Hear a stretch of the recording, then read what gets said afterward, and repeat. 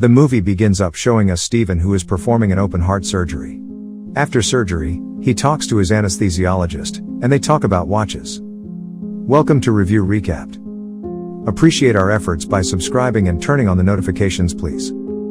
It means us a lot. Spoilers ahead. Enjoy. Steven meets Martin at a diner. Steven seems to be some kind of mentor to Martin, and has bought Martin the watch that he was asking the anesthesiologist about. After meeting with Martin, Steven has dinner with his family. His long-haired son, Bob, asks if he can go to a party with his sister, Kim. Steven says he can go if he cuts his hair. Steven's wife, Anna, says just to let him go.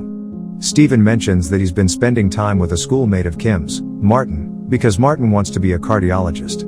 That night, Steven and Anna engage in some weird sexual act where Anna poses on the bed for him and he starts masturbating before he gets up and starts kissing her. The next night, Anna and Steven go to a gala where Steven is speaking. There, Steven gives his speech, and then we find out he doesn't drink when he is offered a cocktail. Steven invites Martin over for dinner. At this point as you start getting a vibe from Martin that he's actually really creepy and weird. We find out that Martin's father was in a car accident and died 10 years earlier, so now it's just him and his mom living together. Martin hangs out with Steven's children in Kim's room, and he asks them about themselves. We find out that Kim is in a choir. Kim and Martin go on a walk together, and she sings for him in front of a tree while he sits and watches. Kim and Martin begin to develop feelings for each other. Later, Steven is driving through the parking structure at the hospital and sees Martin following him. Martin asks Steven to come to dinner at his house. Steven obliges. While they're eating dinner, Martin tells Steven that after dinner, he'd like for them all to watch his and his father's favorite movie. So they do. It's Groundhog Day. Martin says he's tired, so he gets up and leaves, leaving Steven alone with his mother. She mentions that she knows her late husband was a patient of his, and she remembers him from when she went to the hospital after the accident. She says Steven has beautiful hands and begins to kiss them and suck on his fingers, and Steven gets up and leaves. A day or two later, Steven and Anna are at a barbecue at his anesthesiologist's house, and Martin calls Steven. Martin is at the diner where they usually meet and wants Steven to come meet him, but Steven says he can't. The next day, Bob is running late for school. Steven goes in to tell him to get out of bed, and Bob says he can't. He can't stand up because he can't feel his legs.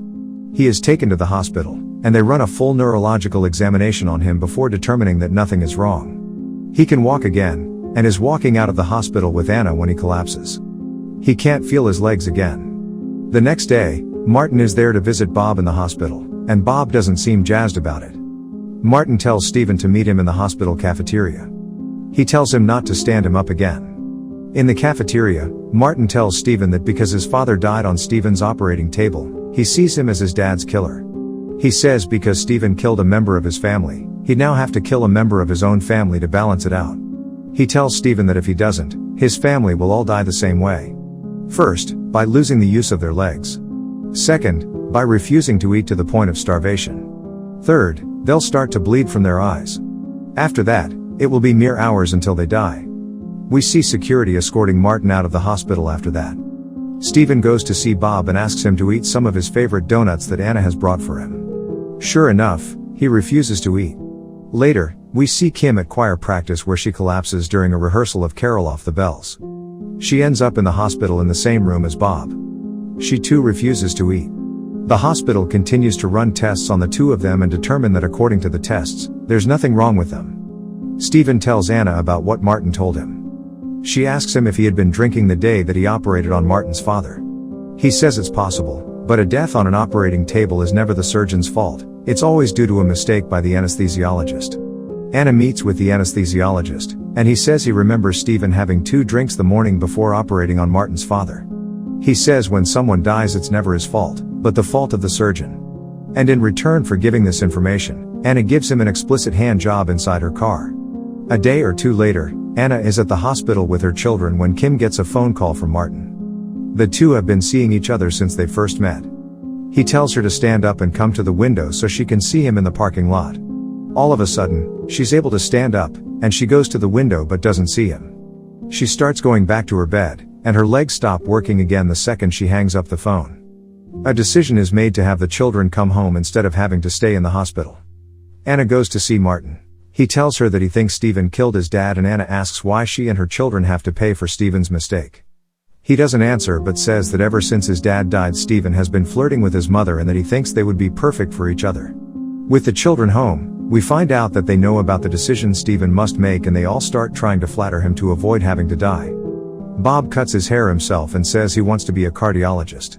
Later, Steven takes Anna down to the basement where he has Martin taped to a chair with cuts and bruises all over his face. He beats Martin to try to get him to make it stop.